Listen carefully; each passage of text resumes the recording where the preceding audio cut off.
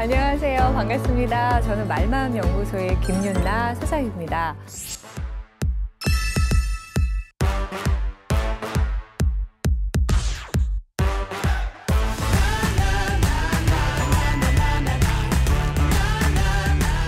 자, 그러면 오늘은 이제 두 번째 자기감 세우기인데요. 자기감이라는 건 내면의 신호, 기준이 자기감이었고, 오늘은 경계 이야기를 좀 해볼 겁니다. 여기서 말하는 경계는 이제 나랑 너를 쫙 가르는 그 기준을 말하죠. 자, 그런데 지난번 시간에 제가 시나리오의 다양한 이름들 중에서 복종 시나리오 소개해 드렸어요. 근데 특히 오늘은 희생의 시나리오를 가지신 분이 더 귀 쫑긋 하셨으면 좋겠어요. 그게 뭐였지 아마 싶으실 텐데 우리 첫 시간에요. 왜 우리 가정에서 이제 지붕하고 기둥의 역할을 부모가 하지 못할 때 너무 빨리 자라서 정서적으로 경제적으로 해결자 맞아요. 에어른 역할 한 사람들을 말합니다. 그래서 이번에도 이분들이 이제 대화할 때 어떤 패턴을 보이는지 한번 볼게요. 이분들이 제일 많이 하는 말이 뭐냐면요. 내가 해결할게. 입니다. 나만 믿어. 멋있다. 내가 컨트롤할게. 내가 다 할게. 이런 말을 또 많이 하고요. 그러니까 반대로 그거 좀 어렵겠어. 난 못할 것 같아. 난 그거 준비가 안 됐어. 이런 말을 잘 못해요. 못한다. 근데 복종의 시나리오를 가지신 분들도 이 말을 못하잖아요. 근데 그분들은 두려워서 못하는 거죠. 근데 이분들은 두려움이 아니에요. 오히려 아까 멋있다 이렇게 말씀하셨는데 내가 해낼 수 있다는 믿음이 있어요. 왜냐하면 왕년에 해결사였기 때문에 가정에서 해결사였으면 밖에서도 다 해결하려고 하시거든요. 그런데 한번 생각해 보면 이게 좋기만 할까?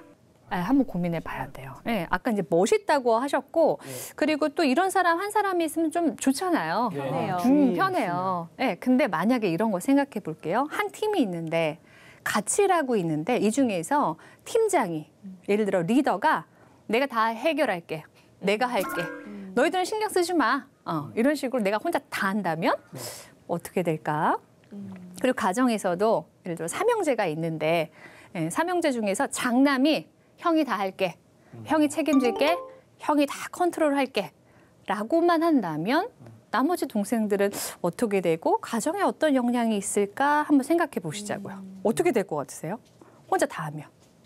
나중에 좀 지칠 것 같아요. 그렇죠.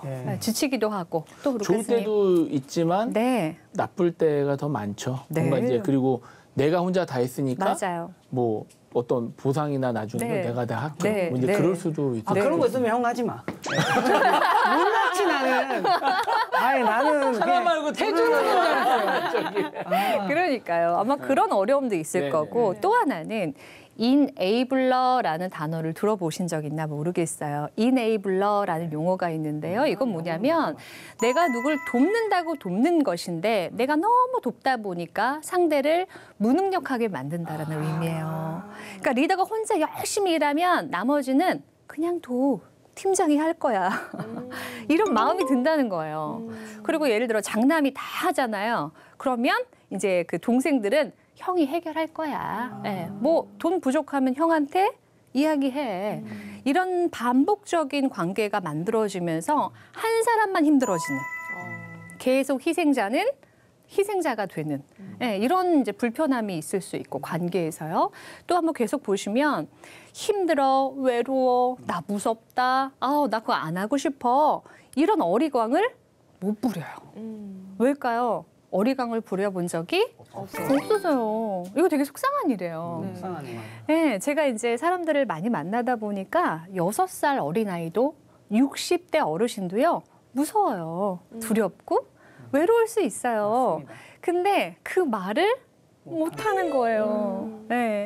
그러다 보니까 나를 위해서 좀 시간 좀 내줄 수 있겠어? 나랑 같이 밥 먹어줄 수 있겠어?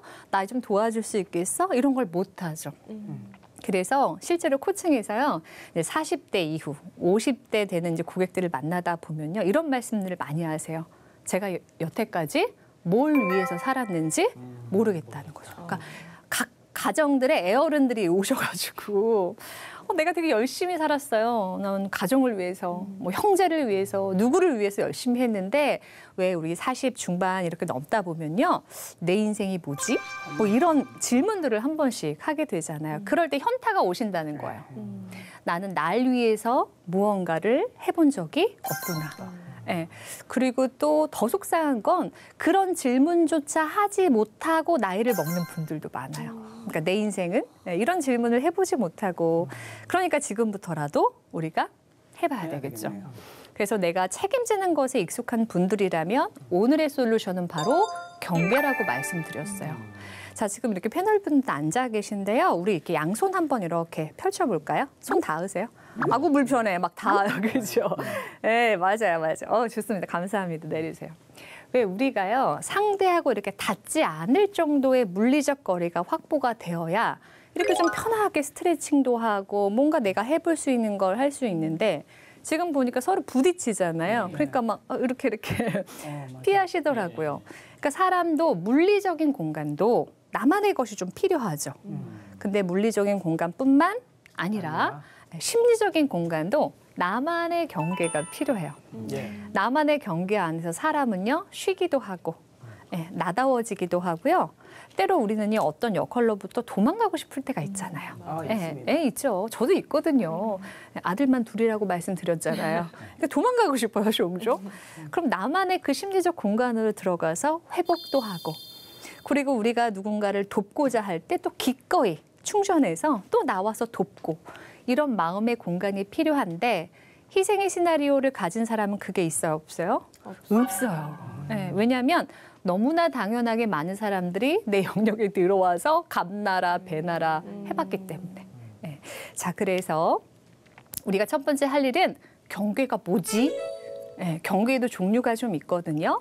나는 관계에서 어떤 경계를 가진 사람인지를 아는 것부터가 시작일 것 같아요. 자, 그래서 경계의 종류를 제가 이제 3가지를 준비해 봤는데 한번 제가 질문 드려볼 테니까 나는 셋 중에 뭔지 한번 생각해 보셔요. 첫 번째는요, 애매한 경계선이라고 합니다. 이건 뭐냐면 사람과 사람과의 관계에서 경계선이 애매한 거예요. 그러니까 이거죠. 네 것도 내 거, 내 것도 내 거라던가.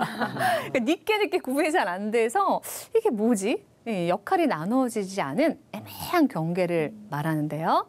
실제 애매한 경계를 가진 가족들의 사례를 설명드리면 이해가 빠르실 것 같아요. 예를 들어서 이런 경우가 있어요. 이제 제가 이제 코칭하는 어떤 분이 이제 사회생활을 시작한, 그래서 독립을 하셨어요. 직장이 이제 서울이어서 그 집은 원 집은 이제 좀 거리가 있거든요.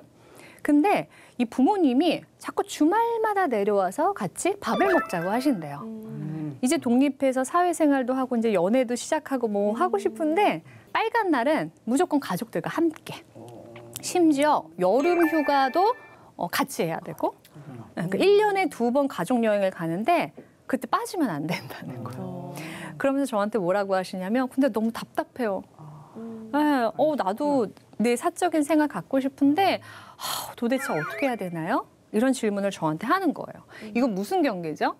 애매한 경계예요. 왜냐하면 엄마 내가 이번 주엔 못 내려갈 거예요. 내가 친구들하고 놀러 가기로 했어요. 라는 말을 못하는 거예요. 왜 못할까요? 엄마 싫어할까 봐. 그렇죠. 네, 뭐 여러 현상이 있겠지만 예를 들어 대놓고 비난하시는 부모님도 있어요. 지금 네가 컸다고 지금 엄마 아빠밖에 없는데 내가 니를 어떻게 그러죠. 맞아요. 혼내시거나 아니면 다음날 몸 좀 누우세요. 아파요. 갑자기 엄마가 머리가 아프고 몸살이 나고.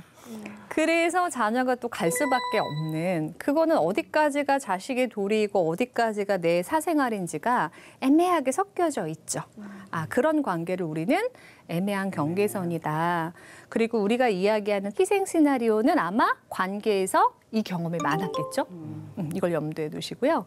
경직된 경계선은 뭐냐면 그냥 대면한 거예요. 왜 드라마에서 보면 아들하고 아빠하고 밥을 먹어요? 아빠, 엄마는 어디 갔어요? 어디 가셨어요? 이 질문 말고는 대화가 오가지 않는 그런 장면들 간혹 보시잖아요.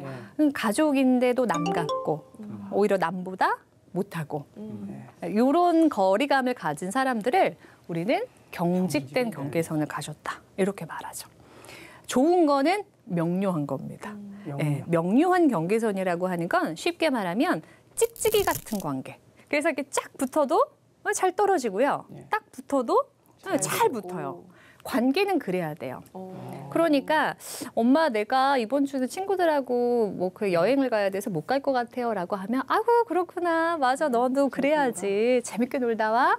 엄마랑은 또 2-3주 후에나 볼 수 있겠다. 그때 기다릴게. 이런 관계. 같이 밥 먹어도 참 좋고 근데 그걸 거절한다고 해서 누구도 비난하지 않고 그런 관계가 가정 내에서 건강한 경계선이다. 이렇게 할 수 있어요. 이 셋 중에서 한번 이제 인간관계를 한번 쭉 생각해 보실까요? 나랑 지금 가까운 사람들 쭉 생각해 보시면서 세 분은 어떤 경계가 좀 익숙하신 것 같으세요? 루카스님부터 한번 볼까요? 명료하면서 애매한 경계선. 아, 명료한 거리도 있고. 네.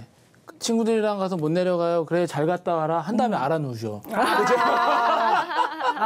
그래서 명료하기도 하고 애매하기도 하고. 근데 명료한 쪽이 좀 가까운 것 같아요. 그러시군요. 네. 부모님이 애 많이 쓰셨나 봐요.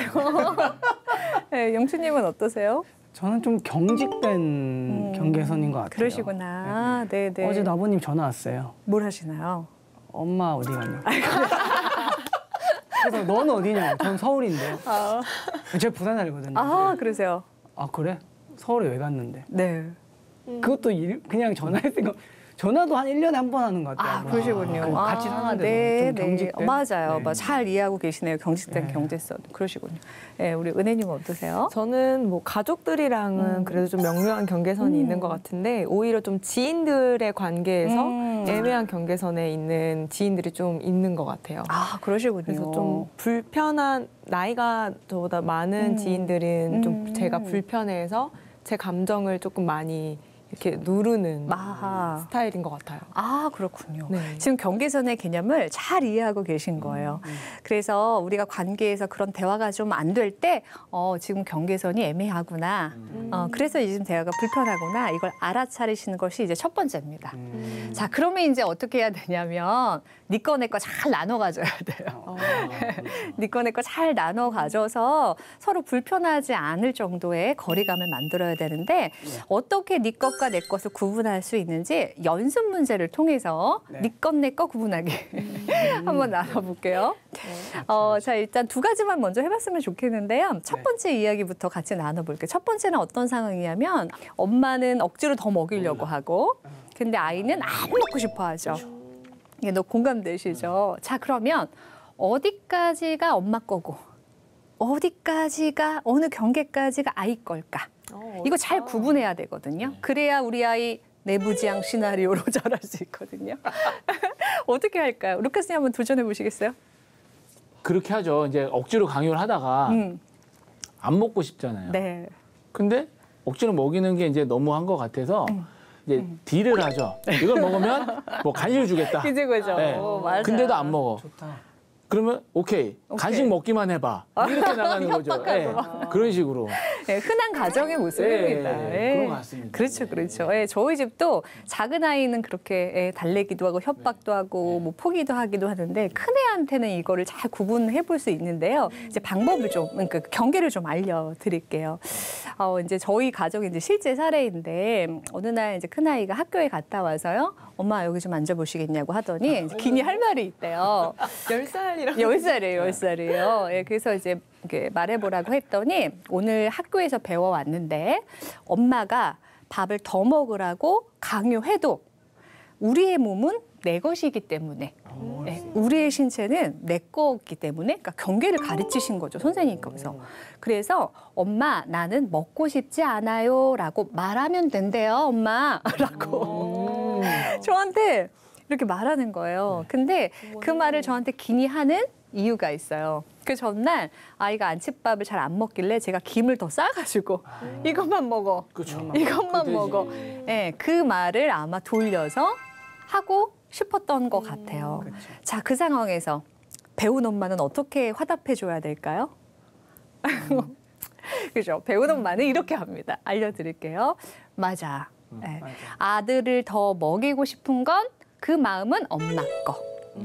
그런데 먹고 싶지 않은 건 그래서 먹고 싶지 않아요라고 말할 수 있는 건 내 것. 그러니까 엄마가 그러니까 경계로만 말하자면요. 엄마가 아무리 강요해도 아이는 먹지 않아도 되는 겁니다. 예. 그러니까 생각해 보면 우리는 학교에서 그런 경계 배운 적 있으세요? 없어요. 엄마가 먹으라고 할 때 거절해도 된다. 이 몸은 우리의 것이니까 거기 따르지 않아도 된다라는 교육 받은 적이 없어요. 없죠. 반대 교육은 받아봤어요. 그렇죠. 엄마 어디서 준 거 잘 반찬, 먹어야지 뭐 이렇게. 어디서 반찬 투정이야? 네. 그렇죠. 밥을 남기면 혼나고. 예. 그런데 그 작은 장면에서도 우리가 계속 애매한 경계를 배운 셈이 되는 거죠. 그런데 제가 느낀 건 아들이 저한테 그렇게 말하면서도 제 눈치를 이렇게 보더라는 거예요. 보죠. 예, 그건 뭐냐면 지금 엄마하고 애매한 경계선이기 쉽죠. 네. 자녀들은. 근데 이걸 명료하게 만들려고 하니까 왠지 마음이 불편한 거예요. 엄마한테 탁 명료해지려면 한 발 우리가 물러나야 하잖아요. 근데 이 아이는 그게 뭔지는 정확히 모르지만 뭔가 불편하다. 엄마한테 미안하다. 이런 말 해도 될까? 약간 그런 마음처럼 느껴졌어요. 근데 제가 경계 맞아. 네가 알고 있는 게 맞아. 라고 해주니까 안도하는 그런 모습을 제가 볼 수 있었어요.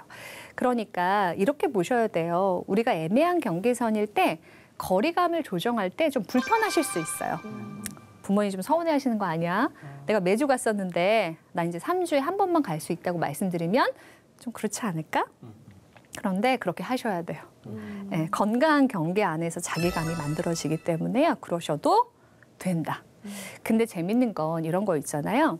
안 먹어도 된다는 아이의 마음을 제가 진심으로 받아주면 네. 그 경계를 인정하면 아이도 한 숟갈이라도 더 먹이고 싶은 엄마의 마음도 받아주더라는 거죠. 그래서 왜 엄마가 넣어주는 김밥을 억지로 먹는 것이 아니라 경계가 분명한 아이는 늘 내가 어디까지 내 땅인지 알기 때문에 자신감이 있어요. 그래서 엄마의 마음 내가 받아주지. 오늘 하나 먹어주지. 네. 그렇게 또 먹더라는 거예요. 그러니까 경계를 만든다는 게 꼭 이기적이거나 개인적이거나 미안한 행위가 아니라 우리가 뭘 하더라도 더 진심으로 할 수 있는 기준이라는 걸 꼭 기억하시면 좋겠어요. 네, 이 연습 문제였어요. 네, 하나 더 한번 해볼게요. 하나 더. 이것도 이제 제가 겪었던 실제 사례인데요.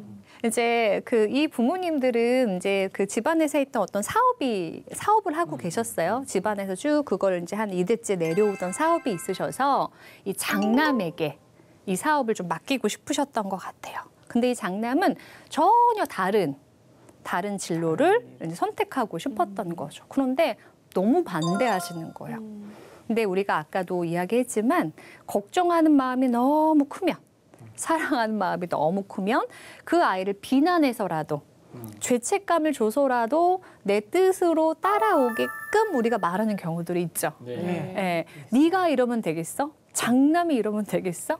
우리가 2대째 해왔는데 뭐 이런 시리즈들. 그래서 이분을 제가 강연에서 만났는데요. 이렇게 말씀하시는 거예요.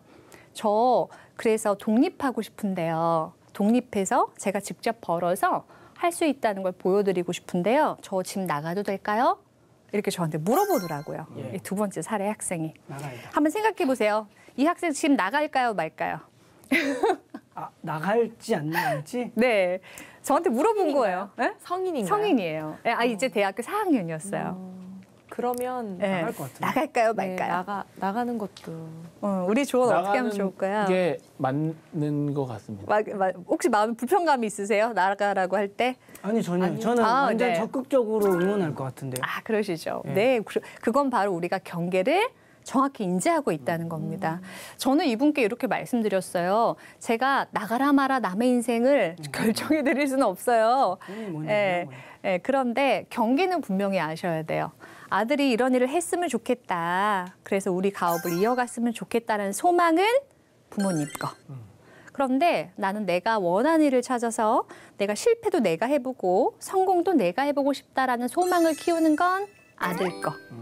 예, 그 구분을 명확히 하시고 결정하시면 좋겠어요. 이렇게 말씀을 드렸더니요. 사실은 집을 얻었습니다, 벌써. 네, 그러니까 그런 경우 많다. 근데 왜 얻었는데 저한테 왜 물어봤을까요? 인정받고 확신을 싶어서. 확신을 맞아요. 갖고 싶어서. 왠지 모를 불편감, 불안함이 예, 죄책감. 이거 내가 장남인데 이래도 되는 거야? 예, 저만 청개구리인가요? 뭐 이런. 네, 맞아요. 그런데 제가 그렇게 설명하니까 괜찮구나. 이렇게 확신하시더라고요. 그러니까요, 아까도 말씀드렸지만 거기서 우리가 이런 경계를 분명히 할 때 생길 수 있는 죄책감은 사양하시면 돼요. 네, 우리 부모님들께 엄마가 나를 사랑한다면 이럴 수 있어! 이러라는 것이 아니라 엄마 존중받고 싶어요. 인정받고 싶어요. 근데 부모님이 준비가 안 되셨다면 그건 또 부모님 영역에서의 일이에요. 그걸 또 가져올 필요는 없다. 네, 그래서 이런 장면들이 매일 일상에 있어요. 특히 부모 자식 간에, 친한 친구, 선후배 사이에는요. 경계가 막 꼬여 있어요. 가까울수록 좀 그런 것 같아요. 그렇죠. 그럴 때 이제 이렇게 질문하셔야 돼요. 어디까지가 내 거고 어디까지가 네 건가. 이걸 해보는 것이 두 번째입니다. 자, 세 번째는요. 이것도 하나의 케이스로 같이 이야기 나눠보면 좋을 것 같은데요. 저는 사실 이런 그 상담 문의를 많이 받아요. 이런 거예요. 이분도 희생의 시나리오 가지고 계신 분인데요. 이번에 주변에 친구들이 많습니다. 희생의 시나리오에 도움을 많이 받기 위해서 사람들이 주변에 많아요. 근데 친구들이요. 그냥 주구장창 아무 때나 전화를 해요. 밤 10시고 11시고 전화해서 뭐 남자친구 얘기, 뭐 회사 상사 얘기, 욕하면 욕하는 대로 받아주고 응원해주고 해결해주려고 노력하고 뭐 그런 사람들이 있잖아요. 근데 거기까지는 괜찮은데 내가 친구들한테 전화하면 친구들이 전화를 잘 안 받는데요. 네. 그리고 나는 친구들 생일로 다 챙겨주고 취향까지 고민해서 선물을 사주는데 그 친구들은 내 생일도 모른다는 거죠. 네. 근데 그 패턴이 어떻게 돼요? 반복되는 거죠. 이분은 복종의 시나리오, 희생의 시나리오를 갖고 있는 분이었어요. 그러면서 저한테 제가 감정 쓰레기통인가요? 제 주변에 왜 이런 사람들만 생기나요? 이러면서 질문하시는 분이 많아요. 이건 지금 뭐가 어그러져 있는 거예요? 경계요. 경계. 네, 경계. 자, 이럴 때 우리 앞에서 한 거 다시 한번 짚어보면 적용해 볼 수 있겠죠? 내가 이런 관계가 반복되는 건 애매한 경계선을 내가 그냥 뒀기 때문이구나. 어디까지가 내 거고 어디까지가 친구 건지를 구분해야지. 네. 그리고 이번에 할 일은 뭐냐면요. 내가 더 주고 덜 받아왔단 말이죠. 이 균형을 맞춰야 돼요.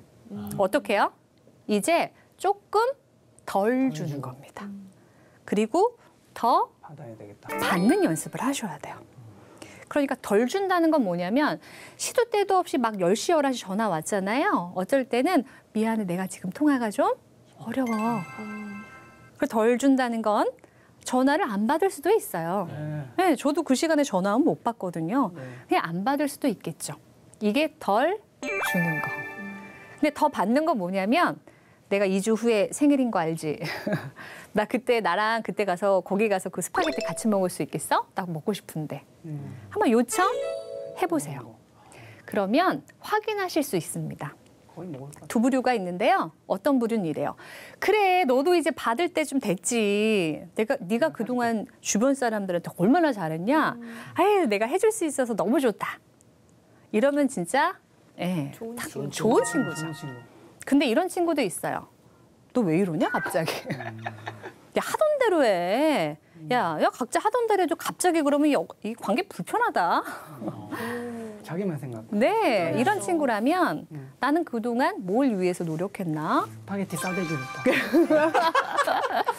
제가 한 얘기는 아니에요.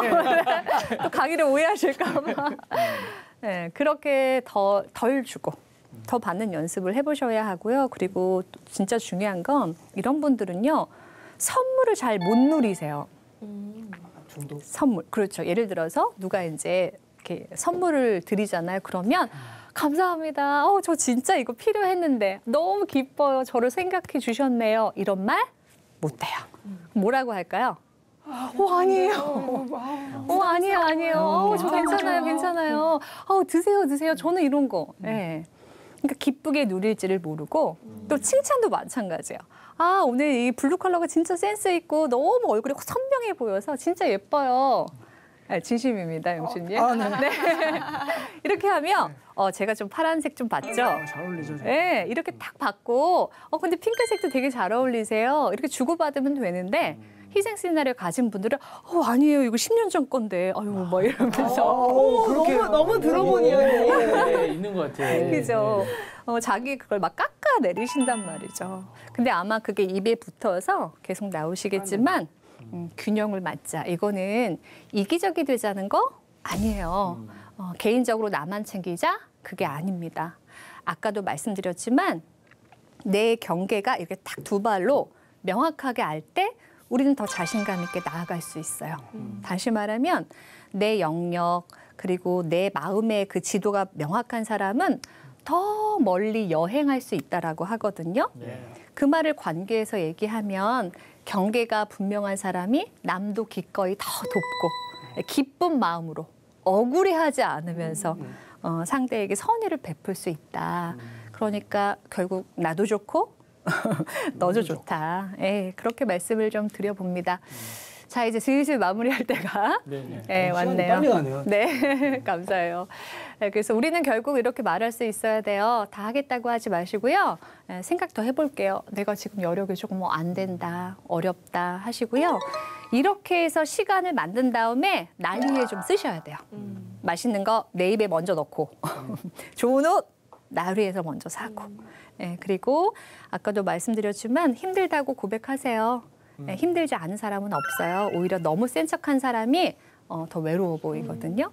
그리고 선물도 기꺼이 누리시면서 우리의 시나리오를 조금씩 바꿔가면 좋겠습니다. 네, 그럼 오늘 강의는 여기서 이제 정리할 텐데요. 오늘 강의에서 가장 중요한 건 자기감, 그 중에서도 경계입니다. 이거 하나만큼은 꼭 기억하시고 다음 시간에 다시 뵙겠습니다. 오늘 강의 마칠게요. 고맙습니다. 감사합니다. 감사합니다.